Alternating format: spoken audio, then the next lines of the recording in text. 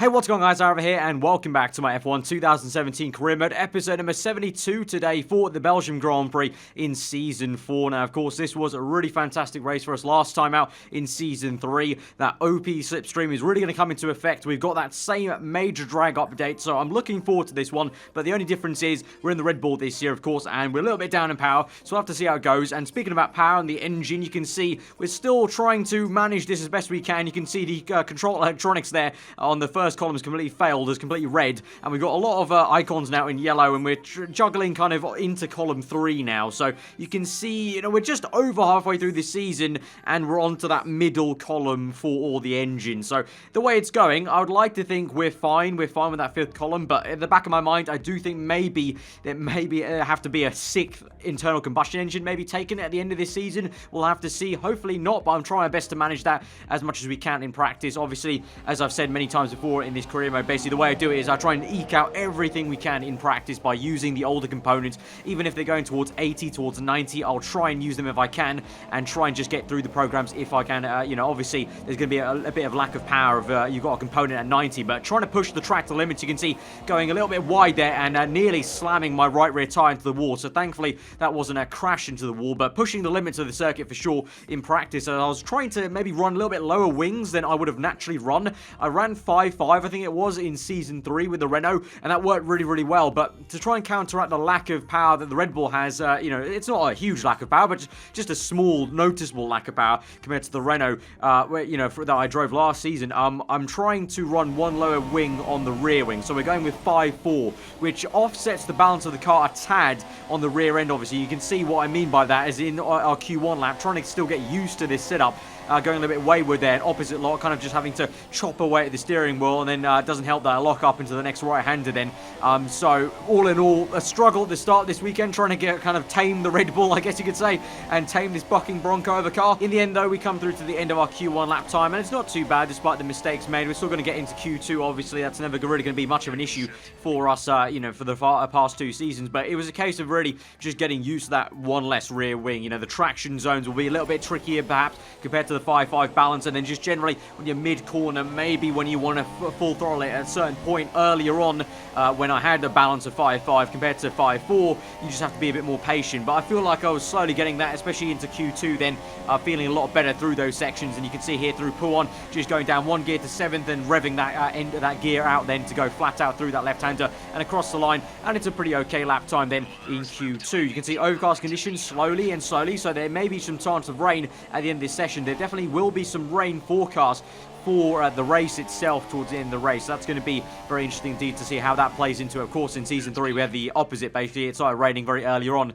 in the session, but you can see we've qualified into Q3 on a set of ultra soft tyres. So didn't mention that yet. We have not done that alternative strategy, and the thinking there is just because there's no real advantage of running the super softs at this Grand Prix, because the tyre wear is so much on every tyre, pretty much, apart from the soft tyre, the hardest compound available, that really I just would rather be on the ultra softs and push as hard as I can along with all my fellow AI compatriots at the start of the race for 3 to 4 laps, and then come in early with them. And also, as I said, with rain coming towards the end of the race, you know, doing that strategy of having gone on the super softs wasn't really going to pay out. And into starting Q3 then, we set our first flying lap. Wasn't an amazing lap. You can see then as we move on to our second flying lap into turn 1, we're down to P9 with that initial lap time, and really under pressure somewhat, because you would have seen if you looked carefully on the left-hand side, when we're in the garage, we had a sensor issue, which was the first kind of failure I've had of that kind on this car. We've had brake failures before, we've had fuel management failures. I've never had a sensor fail on the car, so that's the first time.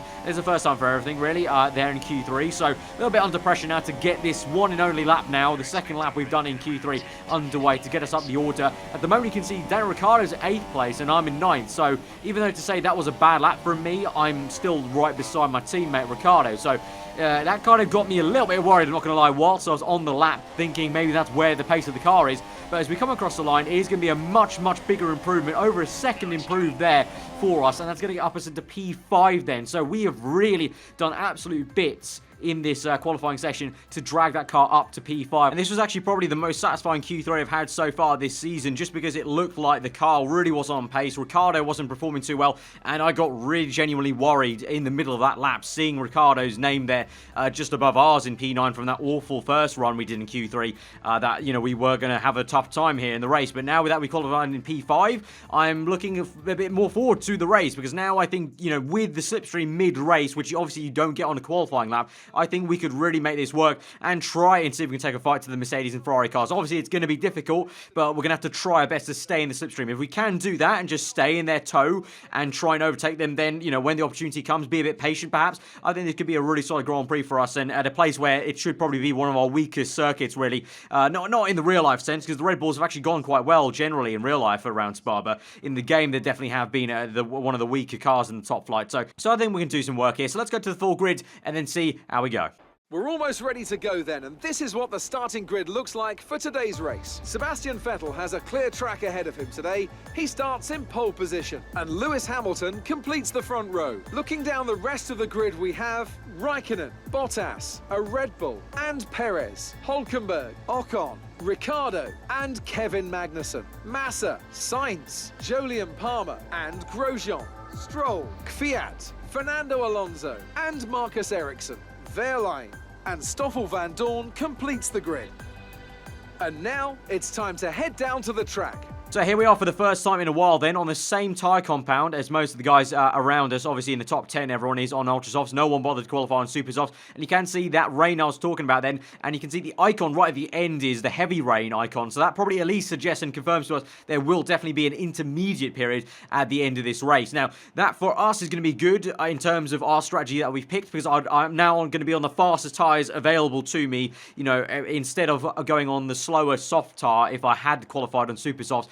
And I think that would have been the slow strategy in my opinion. So that's what we're going to go with, and let's see how it works out then, because here we go towards 5 red lights then for round number 12 of Season 4, the Belgian Grand Prix. Fire lights are out and we're underway, and it is a pretty okay start for us. It's a better one though for Sergio Perez on the left-hand side, trying to make something work into turn 1, but as we double lock up to avoid the back end of Raikkonen, we're able to squeeze him out then, and we're going to keep that P5. So it looks like the order has pretty much stayed put, with Vettel in first place, Hamilton in second, Raikkonen in third, and Bottas tucked right up behind him as we climb up the hill then through a Rouge, up the hill towards the Kemmel, straight lift off a tad just to avoid the back end of Valtteri Bottas, but he was held up by Kimi. He got tucked up right underneath his gearbox then as we got up the hill, so I feel like he had to lift off properly, and so he used that to advantage to climb up in third place. For now though, as Raikkonen does come back at us then, so still work to do as we go side by side then. Kimi has got the better line to the next inside the corner, but we've got a much better run now. To the right he goes defensive, but we're going to go to the further inside of him, down to the next right-hander, locking up, and Kimi just chops off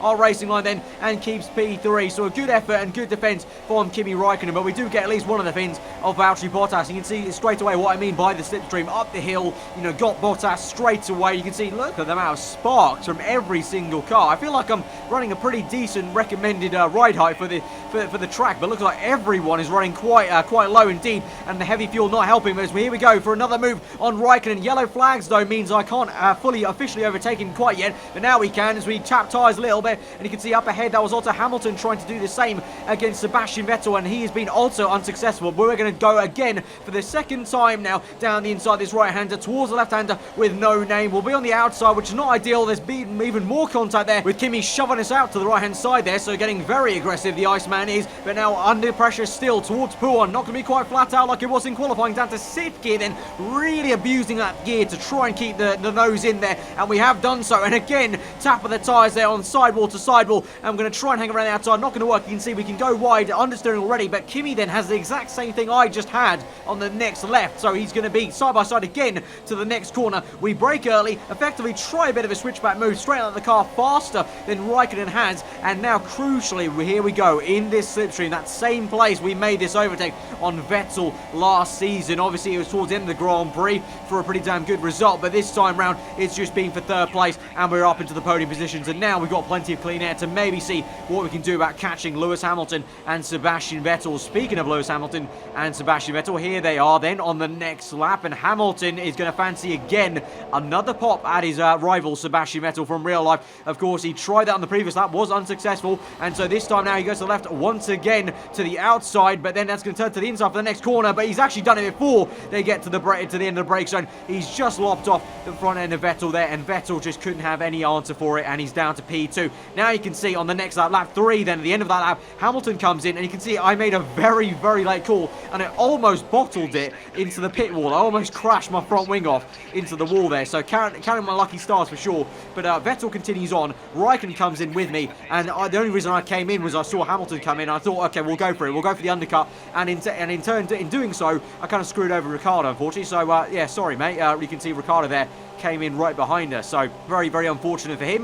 Not the first time I've screwed him over a little bit in the pit stops, but I can't really do too much. I am the first driver with track position, so you know, I've got kind of all the means to do that. So now we come out behind the two McLaren cars, Stoffel Van Dorn behind Fernando Alonso, and obviously now we've actually overtaken Hamilton. Then we're up into P15. Hamilton's down in P16. He's had a horrible pit stop then, and so we've jumped Hamilton. So we'll be in a net at least, well, maybe P1 at this rate, as we now close up quite rapidly, as you would imagine, on the two McLarens going toe-to-toe, and we go around the outside of both of them to make a double overtake on Fernando Alonso and Van Dorn, and Alonso's lost it. Alonso's round, and yellow flags for him in the same place where Bottas had that really nasty puncher in Season 3, and oh, that's going to be a full, I think, safety car. That will be DRS disabled, and it is going to be a full safety car then. Let's take a replay here. They go side by side, the two McLaren cars. Bit of contact made between Alonso and Van Dorn, then sparking on my rear end, actually, and Alonso is round. So a racing incident, really, for me, in my opinion. I didn't feel any contact made between myself and Fernando.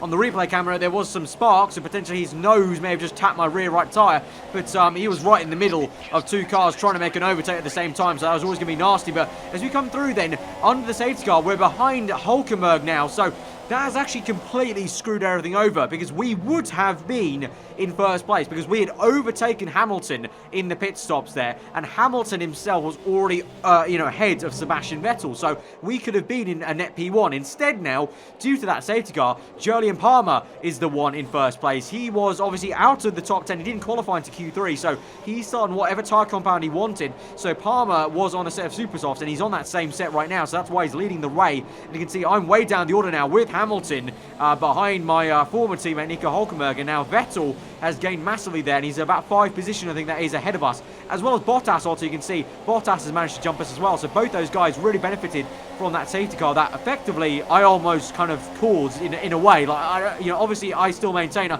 don't think that was my fault, the crash with Alonso, but inadvertently I caused that because I made the move with Alonso that forced him to make some contact with Van Dorn and then spin around and just generally cause that safety car. So really I kind of stabbed myself in my own foot there.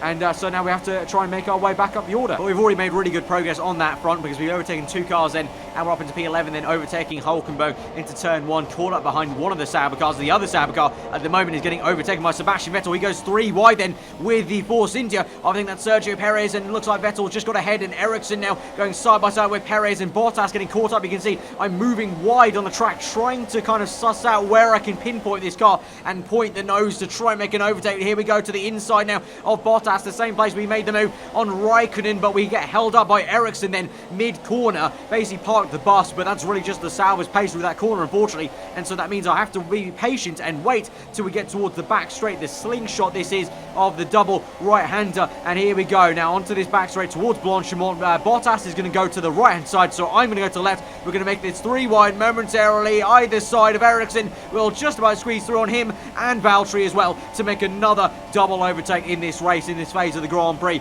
and so we're making really, really decent progress. So the next car, I believe, is then Sergio Perez. Yes, it is, behind Sebastian Vettel, and then I think it's Danica Fiat then in the Toro Rosso and Lance Stroll in the Williams. So a bit of a train is forming behind Lance Stroll. You can see on the mini-map there, we're all bunching up, at least 5 cars of us, and I think Bottas is still right up my chuff. Yes, he is. You can see, look at that, all the lines all the way back to Hulkenberg, indeed. So Stroll really being a bit of a bottle jam in this line at the moment. Here goes Vettel then to the inside then of Danica Fiat, then to the Russian side by side through Blanchimont, and Fiat just about holds it through on the outside, tucks in behind the German. We go down the inside of Perez and Danny Kvyat and Sebastian Vettel as he gets held up by locking up Lance Stroll. And so we nearly make a triple overtake. Well, not going to be the case. We get punted off a little bit to the side by Sergio Perez. And so we've only made one overtake effectively on the Russian then. But we'll dive it to the inside of the Mexican into turn 1, wasting no time then onto lap 9. And we'll go side by side on the exit. And this is the same place, obviously, famously, where Perez and Ocon came towards him. Perez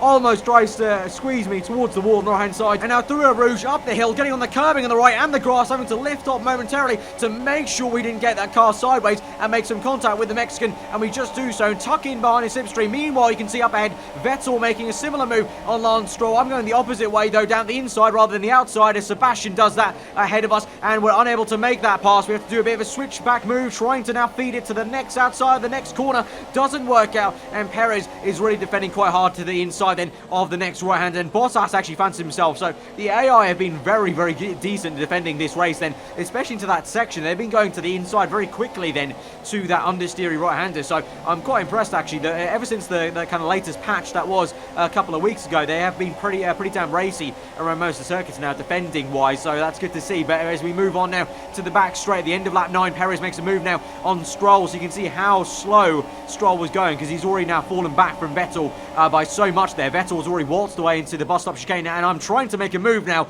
on Stroll, and at this stage he was just really pissing me off. I tried to make a move on the left hand side, didn't work out. I had no way to make a move to the inside because Stroll was still trying to go side by side with Perez through Blanchimont, and so I had to go to the left, and that meant I was just stuck there on the left when Stroll then locked up. So very, very frustrating part of that race for me. I definitely lost at least half a second there. You can see Perez waltzing away now as he goes up ahead on track through a Rouge. Then we have to again lift off for Stroll, so he's been such a pain in the arse now, and only now as we open DRS then we get a pretty simple straight line pass move. But yeah, just showing the Williams car pretty much not good at anything on this game in the corners, and the only thing it's good at is really just straight line speed. But even that, we got the DRS eventually and made that pass. So the Williams car once again being as useless and irrelevant as it always has been in the past few seasons. So now we move on to lap 12 now, and we're closing up rapidly on Sergio Perez, just like we had at Baku in season 3 when we had all those OP slipstream moments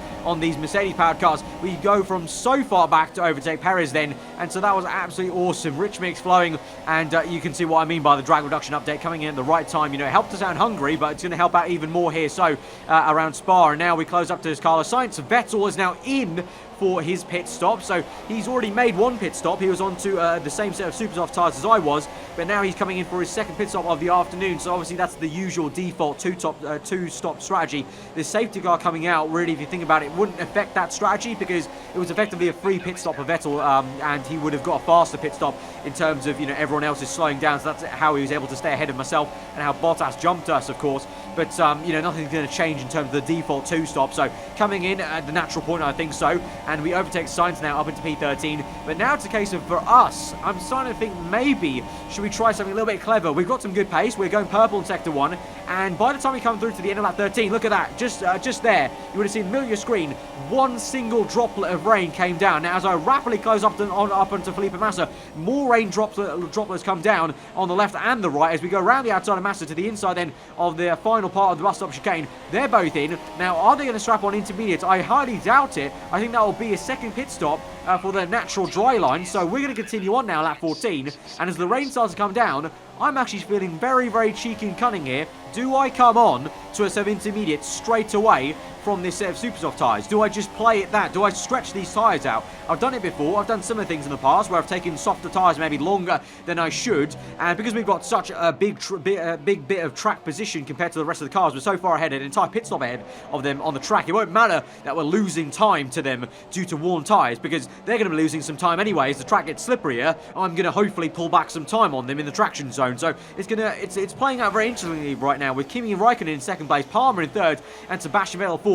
Perez then you can see in P5. So Raikkonen, he looked like he was way down the order in this Grand Prix earlier on with the safety car, but now he's come fully back into this and he's in P2. Meanwhile, the other Mercedes car, both Mercedes cars of Bottas and Hamilton indeed, are way down the order along with Hulkenberg. They find themselves behind the likes of one of the Haas cars then. So really poor Grand Prix once again from Mercedes AMG. You know, they're at the moment in the fourth in the Constructors title, and it kind of shows why. They've just been really poor. And now, oh my God, Lewis Hamilton he's out of this Grand Prix. Lewis Hamilton is out of this. He's out of the Grand Prix for twice now in a row. This is just such bad luck for so many of these top guys. It's getting actually ridiculous now in Season 4. It's absolutely bonkers how many times Hamilton and Vettel have gone out of this race. And there you go. It's a simple mechanical failure for Hamilton, and that is why Mercedes now. That's the part of the reason why. You know, it's along with other reasons to compound it, but that's one of the big reasons why Mercedes are fourth in the constructors, behind Renault, behind Red Bull, and nowhere near their main rivals Ferrari from the past 3 seasons. They are truly been tragic this season in Season 4, and so Raikkonen now comes in as well for a pit stop then. And is he going to Inters? He must be going to Inters, surely not. No, he's not. He's on to Superstar. Everyone's bottling this race now at the moment. Palmer now, Jolyon Palmer, my fellow Brit, is in second place. The man who replaced me at Renault is now in second place. Vettel now, after what looked like a pretty poor pit stop decision versus my decision to stay out, is now back up in a third. But it's all going just ham rolls at the moment for everyone. So now, meanwhile, back to our POV, you can see I'm going to change my tyre there on the heads-up display to intermediates on lap 17. You can see how worn my super softs are, but we're still in first place. Palmer is in second now, and Vettel's in third. So this strategy for now is working a real big treat. You can see how much I'm having to go opposite lock now, trying to just keep this car in a straight line. So this lap is now the time for intermediates. So that's why I changed it, and now I'm saying to box this lap, but that's why I changed it on the heads-up display to make sure it's on intermediates. And literally, I called it correctly because then, as we go through Paul on the exit, my engineer also asked the confirmed strategy, even though I already changed it, which is a little bit kind of lacking logic. But anyway, as we come through now through Blanchimont, we had to go wide. I had no grip, so I just had no other option to go wide then and extend the track, and we go deep into the bus stop chicane. I'm just struggling in these conditions, and it's definitely time for Inters, so the FI can give me all the warnings they want. I mean, I literally don't have any grip to make the corner properly, so having to lift off as much as I could, but we come in anyway then, right ahead of Palmer. So you can see how much time actually Palmer and Vettel close up to me. The AI are always so good on this game, and a little bit OP in my opinion in these changeable conditions versus the player. They just seem to have that perfect traction zone and lift-off knowledge of all the circuits, of course, being AI. But, you know, no worries there for us. We're still in first place. Palmer, then, still in second, and Vettel in third. So I wonder, is Palmer actually going to continue this on and get a third podium? This will be in the last, like, 5 episodes, I think that is. So he's been so consistent now compared to his teammate Nico Hülkenberg. Although Hülkenberg obviously won the last race, Palmer's actually been way more consistent in the last 5 rounds. And I think he's rapidly close up to him in the Drivers' Championship, I want to say. But, we move on later into the Grand Prix. This is a move now with Sergio Perez. This is on to, I think, the last lap of the Grand Prix, indeed. And so we're still leading the way, thankfully, from Palmer. He's keeping us honest, to be fair. But here goes Sergio Perez, the Force India, trying to overtake the Ferrari on the last lap of the Grand Prix. Out on the outside, doesn't work out. Checo, again, we've seen so many times he's locked up in the past, and he's unable to make that, so he has to stay put in P4. Vettel will keep that P3. But more importantly, here we come through for the first win for Red Bull Racing. The first win in Season 4.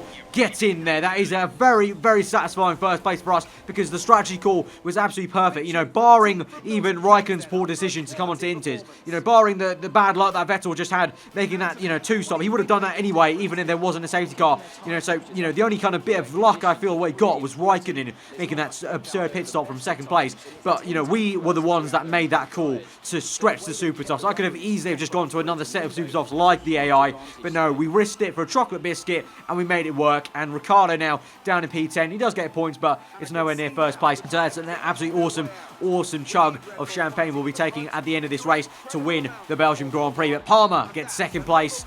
No words again. No words will ever be said enough to quite describe what my feelings are about seeing Palmer on the podium in Formula 1. But you know, it's a game. Let's all remember that. Sebastian Vettel in third place then. But with Raikkonen finishing down the order after having made that late pit stop, then we're going to gain massively in the Drivers' World Championship now with 25 points on the board, and that's going to see us 24 points ahead of Raikkonen. So that is a really nice comfy cushion now to the end of the season. We can work with that, but of course I cannot get complacent, because that was the exact same gap that Vettel had last season. And what happened? I actually pulled that gap back with 5 or 6 races to go after the Singapore Grand Prix. So never say never, and so that's why we have to remain kind of, you know, feet on the ground, you know, keep it going, try and aim for as best positions we can in the remaining races in the last 8 rounds, because, you know, anything can happen. It's the beauty of Formula 1. Anything can truly happen. But Ferrari stay put in first place. You know, with Vettel getting a podium still does the job to get points on the board.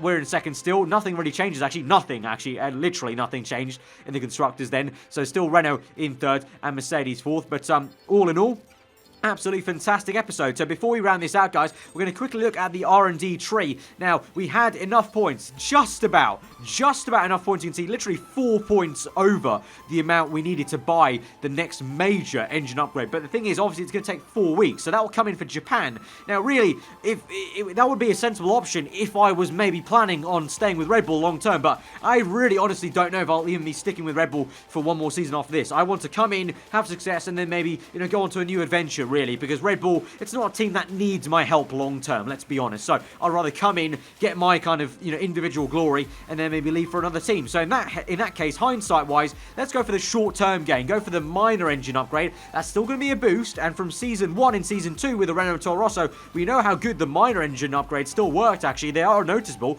so we're going to get that minor engine upgrade for Monza, crucially. So that'll be the perfect place. Obviously, that's probably going to be our weakest circuit of all season, so that's going to come at the perfect time. So that's my thinking there. So guys, that's been the end of this episode then. Smash that like button. Let's try and aim for over 3,000 likes, guys, for our first win in this Red Bull and the first win of season 4. Let me know what you thought in the comments below. And until then, do get subscribed for weekly F1 content. I've been Aarava. Hope you guys enjoy it the rest of your day, guys, and I'll see you guys next time. Goodbye.